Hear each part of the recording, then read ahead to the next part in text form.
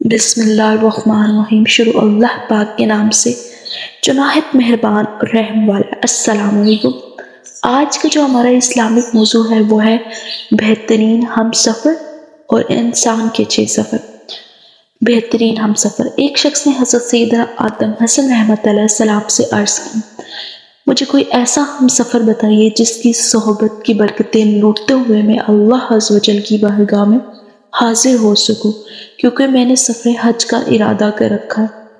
تو آپ رحمت علیہ السلام نے فرمایا، اے بھائی، اگر تم ہم نشین چاہتے ہو تو قرآن پاک کی تلاوت کو اپنا ہم نشین بنا لو، اور اگر ساتھی چاہتے ہو تو ملائکہ کو اپنا ساتھی بنا لو، اور اگر دوست چاہتے ہو تو اللہ عز و جل اپنے دوستوں کے دلوں کا مالک ہے، اور اگر سفر کے لیے توشہ چاہتے ہو تو اللہ سبحانہ تعالیٰ پر یقین سب سے بہترین توشہ ہے، اور کعبہ تو اللہ کو اپنے سامنے تصور کرتے ہوئے خوشی سے اس کا طواف کرو۔ اس کے ساتھ ہے انسان کے 6 سفر۔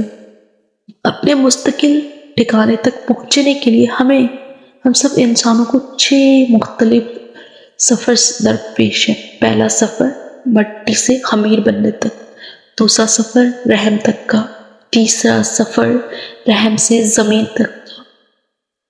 زمین پر آنے تک کا، چوتھا سفر سطح زمین سے قبر تک، پانچواں سفر قبر سے میدان محشر تک، چھٹا سفر میدان محشر سے جائے رہائش تک، جو جنت ہوگی یا پھر جہنم۔